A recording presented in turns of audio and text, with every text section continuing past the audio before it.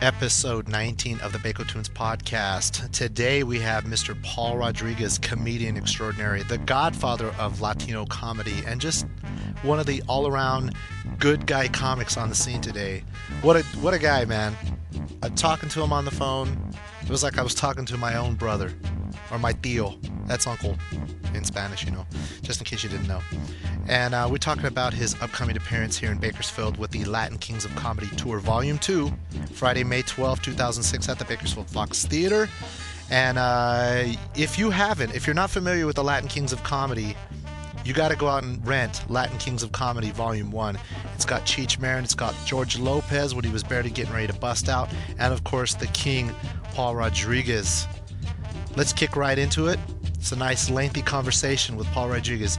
But hey, you're going to love it from the beginning to the end. So get your munchies, get your munchos, get your hot tamales, get your six-pack and lay it next to you, and get ready. This is Paul Rodriguez right here on the Bakotunes podcast, brought to you by, of course, Bakotopia.com. Hey, so how are you doing? Doing pretty good in this cloudy day in Los Angeles. Oh, so you're in Los Angeles right now. Okay. Yeah. Wow. Getting ready to go over the grapevine down to Bakersfield. Right on. So how does it feel to be going so strong in the business after all these years? A lot of times making or being a flash in the pan is a lot easier than staying there.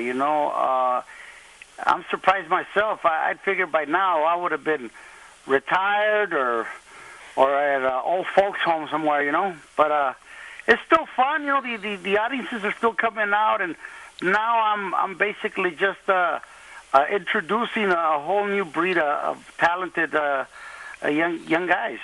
Yeah, absolutely. Let's talk about the Latin Kings of Comedy Tour. What is it all about? It's basically showing or pointing out what I consider to be the next wave of guys who are bound to make it, become the next George Lopez. Is when we did the first Latin one, George really hadn't had that kind of exposure, and that video arguably broke him out, and then of course he got a series and the things that he's done. Well, I believe that in this next go around, Luke Torres, Johnny Sanchez, they just definitely gonna wind up with their own sitcom and stuff, They're that good. Excellent. Going back to the first tour you did, is this just the second Latin Kings of Comedy tour? Because I remember the DVD that came out and it had Cheech and you, and how successful was that? Was the DVD and the tour? To date, 1.2 million sold, and possibly half that number dubbed and filtered, and most of them are my family members. Oh yeah, we know what's up with that. Yeah, that's how I used to get my video, so I guess it's a little payback, little justice. But it's been great. We've allotted a percentage of that money, 5%, to the National Hispanic Scholarship Fund, and we think it's a good cause. It's a terrific way to give back. Yeah. Beautiful, beautiful. How do you feel about the Latino comedy scene at the present time? It's booming, you got Carlos Mencia taking care of business on Comedy Central. You got George going strong with his sitcom. Me and a bunch of guys out here on the road, and there's a to make these guys qualified for this, I must have saw maybe 30, 40, 50. There's a lot more, who I don't think are ready, but there's about 30 or 40 that are good to go now. I wish I could have given them all an opportunity, but you can't. So you try to make the best of what you got. It's exploding. It's going. When I started some 28 years ago, it's a pretty lonely situation. A Latino comedian you were just an anomaly. But now it's going strong. It's the mainstream. Look what just happened this last week with the marches and the protests and all of that.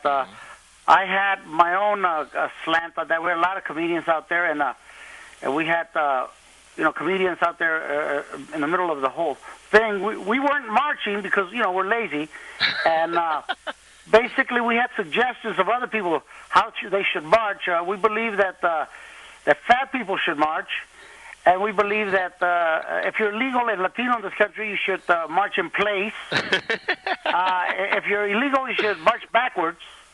And basically, you march long enough, you go back to where you started. And that's we believe deaf people should live near the airport. We have a whole list of comedy beliefs, Yes. Hey, let's talk about who are your comedy influences. Well, for me, man, it has always been, and I got to meet them. Well, I guess the only one I didn't get to meet was Freddie Prinze, who had an impact simply because he was the only Latino I could point out. But Cheech from Cheech and Chong, absolutely. Richie Pryor, a guy named Robert Klein, I always liked. George Carlin, just guys like that, man. They are just. I like monologists. I like guys who. I don't like puppeteers. I don't like mimes. I don't like guys with a guitar who sing funny songs. I like guys who go up there with nothing but an idea, with words, and are able to crack you up. It's an awesome power, man. We consider we're playing to crowds of 5, 6, 7,000 in Phoenix and Stockton. When it's sold out. Mm-hmm. I would tell all my cousins and whoever's reading this right now, get your ticket. This is not a cheap play to sell. Don't come calling afterwards and going, oh, man. Basically, what you're saying is you didn't think the tickets was going to sell, so you didn't show up. Well, you're done for. We got close to 6,000 in Phoenix. We've been doing huge numbers, man. The word's getting out on this show. I'm so proud of it. Excellent. Do you remember your first gig as a stand-up? Can you tell me how it was? Yeah, I basically got paid $50 to perform in between, I would say, basically a children's party, and I think I had maybe 3 jokes that were suitable, that weren't vulgar, filthy, and it was cool. It was. I went up there and I did a routine about Eula Love. At the time, Eula Love was this lady that was shot by the Los Angeles Police Department because she supposedly attacked him with a butter knife years ago. And I said, Eula Love, with much love. I said that I wasn't going to accuse the police department of using excessive force. I said, all I'm saying is that they shot her 19 times. They had to reload. And I said, any cop who has to reload should be fired because he's a bad shot.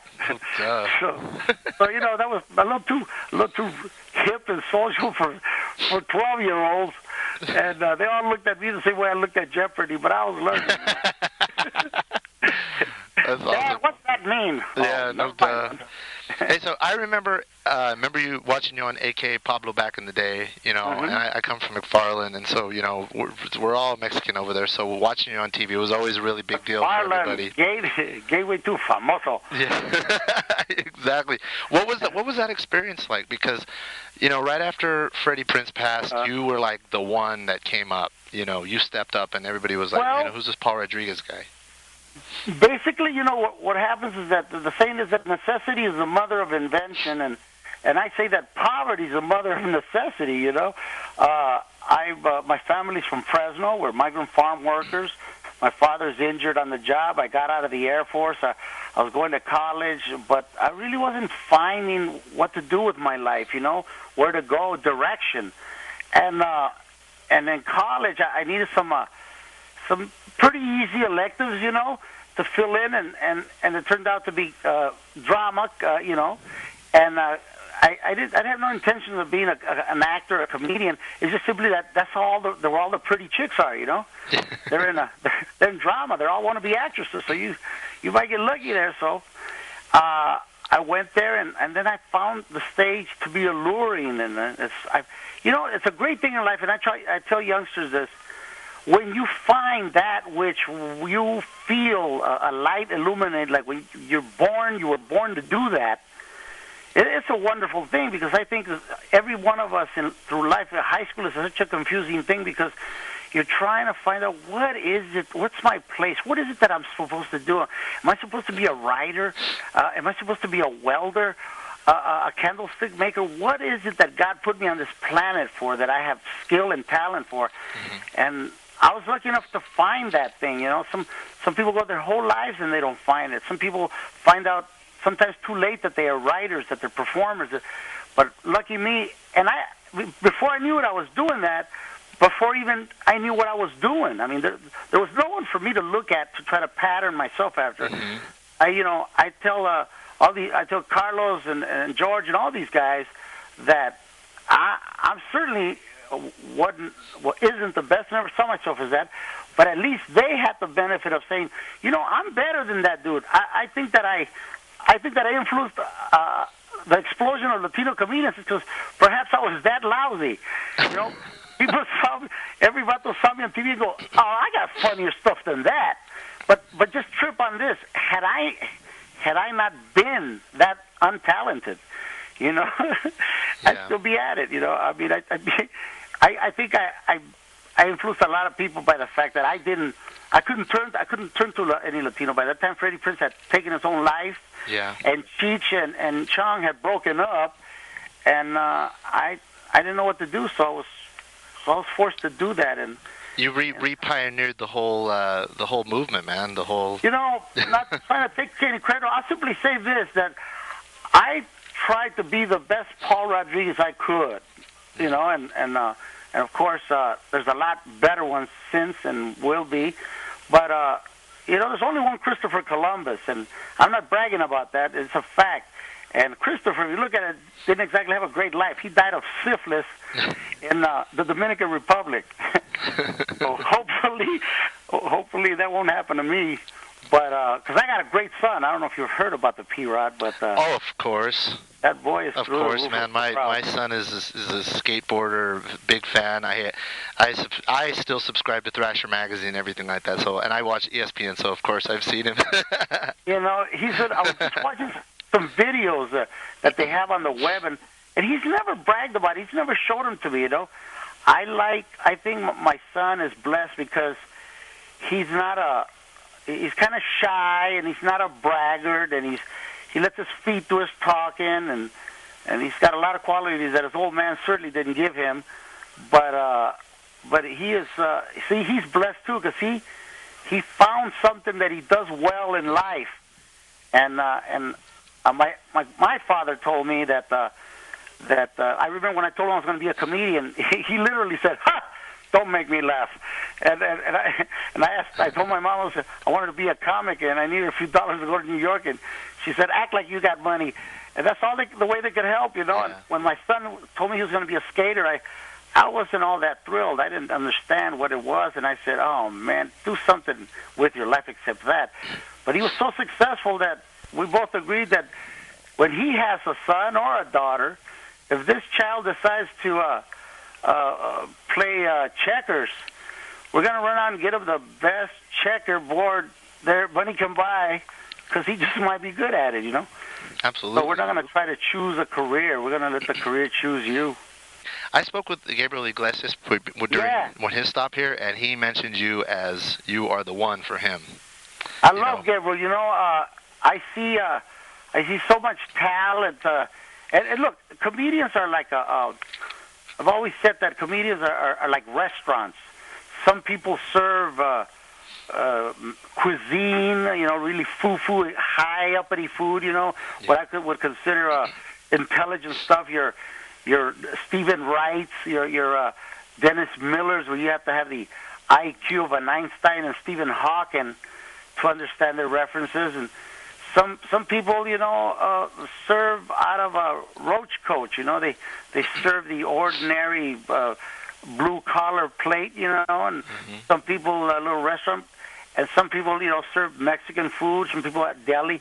We are like restaurants. We're all individuals and unique.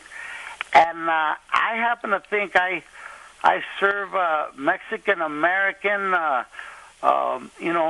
food, and some people. And then after a while, you develop fans. You develop people that like your style. You develop, but you don't even know you have a style. I'll tell you this: Gabriel, it gives variety and makes my heart happy, you know, because he does so many things. There was a young man that I helped a long time ago that I was convinced that he was the Messiah, and I was John the Baptist. And unfortunately, his Jones, his drug, just took it away. But Gabriel is he's no slouch himself, man. He's a terrific dude. He hangs around with fatter guys than he is. That way he'll make him look like he's in shape. Yeah. But it'd be tough to find a nicer, more talented guy than him. Unfortunately, you know, there isn't that kind of camaraderie amongst all of us, you know. I don't know why people don't talk to each other. I guess we were born to be so competitive we can't be friends. But, you know, a caution to Carlos and George that what goes up must come down. You got to give an opportunity for other Latinos to help. My conscience is clear. I have always searched for other Latinos to open for me in whatever way I could help them. You know, and I'm saddened to hear, and I don't know this for a fact, that they're not reaching out and helping, but I'm sure that's just a rumor. I'm sure they are. I hope they are. Yeah, so do I. Well, you're definitely the godfather figure, you know, regardless if you want to accept that title or not. You know, all the comedians, you know, and maybe if they don't even want to admit it, it's Paul Rodriguez. You know, you're the one for this generation, and so, you know. You know, you get old right away because my kid, I remember, it's so funny. He's a man now. He's 21, and he was looking at this movie that I did years before he was born, you know, and he said, "Dad, oh man, you were skinny." I said, "Dude, it'll happen to you." Absolutely. Yeah, it's great. I'm happy where I'm at. I think that I'm not even concerned about getting an Oscar. I'm glad I got a Paul and a Lucas. These are young. I'm so proud of my kids. I couldn't begin to tell you, man. If my purpose on earth was only to have had them, I think it was more than enough. You know, There's that kind of kids. You know, the reason I love my children so much is because they've been so forgiving to me. You know, I wasn't the kind of father that a kid deserves. Like, my father was always there for us. You know, he had time, and me, I was always chasing the brass ring on the other side of the country, you know, trying to make a few bucks for the poverty of my family. And I can have a lot of great excuses, but the truth is I wasn't there. And they still grew up, you know, really nice kids, nice people, representing not only the raza, but just the kindness, unbelievable. A lot of people don't know, but I'll tell you this. My kid Paulie took $50,000 that he won from the X Games, and he gave it to the Red Cross for Katrina, and he refused to let me or anybody know it, you know? Wow. I only knew about it when the taxes came, and we have the same accountant, and I said, "What is this?" And they said, "Yeah, can you believe that?" And I'm going, "Oh, man," it just, you know, make my heart tremble. And I confronted him. He goes, I said, "But Paulie, just starting out, 10% is the right thing to do if you want a charity, you know." And he goes, "Yeah, but they need it so bad, Dad, and I'll get more." Yeah. And that just makes me go, "Wow, man, this is a really good human being that if he's not careful, he's going to wind up broke." Wow. Well, I thank you so much for taking the time. Okay, do you have any message to your Bakersfield fans? Yeah, it's not really me you come to see. It's what I'm presenting. I'm here to tell you that Luke Torres, that Johnny Sanchez, and Darren Cartier. I'm here to tell you that you better see them now, because just like I told everybody about George 2 years ago when we did Latins 1, you might not be able to afford them the second time around. So get up and get personal. I think that my job is to basically be the Don Francisco of Latino comedy. Absolutely. Are you going to start singing now? Are you going to release an album? Well, actually, what I am doing is I've been in Mexico City filming this movie, right? So I took the opportunity to do see if I can perform in Spanish. And I've been performing to large crowds. I got invited to go to to Acapulco, to Venezuela, to Puerto Rico, and I've been performing in Costa Rica and stuff like that. Just trying to stretch, trying to see if I can do that. So what I'm gonna do, my goal is probably after we finish doing Latinums 1, I'm gonna get HBO or one of these cable networks, and we're gonna go down to Baghdad. I want to do a thing called Comedy Goes to War. I want to entice maybe a top black comic, Damon Wayans, just funny, 4 funny guys, and go up there and perform in Baghdad, you know, and because there's a lot of Latinos in the service. I myself was shocked. I've been there 3-4 times in Afghanistan and Baghdad, and whatever your feelings are about this war, I don't think nobody really likes war. I mean, it's worthless, but for whatever reason they're there, and I've always liked to do comedy in different venues. You know, I like to do it in difficult places. You know, like I did it in prison. I did it in different places, and that's what I want to do. And you know, continue to get parts here in movies. But I'm not all that ambitious. I'm going to take these last years, how long the Lord allows me to live, and smell the roses, and hopefully have grandkids, and not sweat it. Knowing in my heart that whatever legacy or whatever history I've made, it's already done in cement. You know, I mean, I was here, and I hope that this road that I carved out, somebody paves it and turns it into an 8-lane highway someday. It's happening, you know. I mean, I will hopefully in another 10 years, like I said before, about 28 years ago, that Latino comedians and actors and actresses will be as common on American television as African Americans are now, you know. Yeah. We're that big, we're that huge, and to all those that read this who have in the back of their mind, you know, I think I'm funny, I think I like to try it. I would say try it, even if you suck, at least you know that wasn't it. Nothing is worse. The reason I did it is because my biggest nightmare is that someday I would be an old guy surrounded by my grandkids saying, you know, I could have been somebody. I could have been this. I could have done that, but I didn't try, and I ran out of time. I'd rather have tried something and failed and know, well, that's not what I was born to do. Yeah. So just that's it, you know, man. I mean, it sounds trite and it sounds cheap, but nobody's ever said it any better than it's what you make of yourself that really in the long run counts. Not the money you make, but the friends and the kind of person that you mature into being, which is a good human being, someone that your kids and your father and your family can say, you know, I'm related to that dude. Yeah. And I'm proud of that. Thank you so much, Paul. You're welcome, man. I appreciate it, and be safe. God bless, and we'll see you here in Bakersfield, bro. Come and get it. Right on. Take care. All right, bye. Thank you. Bye-bye. Don't forget to tune in next week for another exciting episode of Bakotunes Radio, brought to you by Bakotopia.com.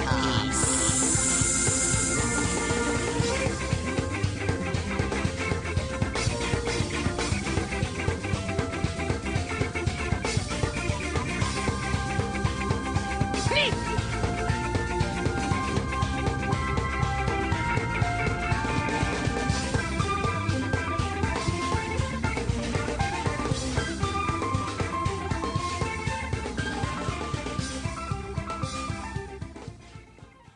Now go away or I shall taunt you a second time.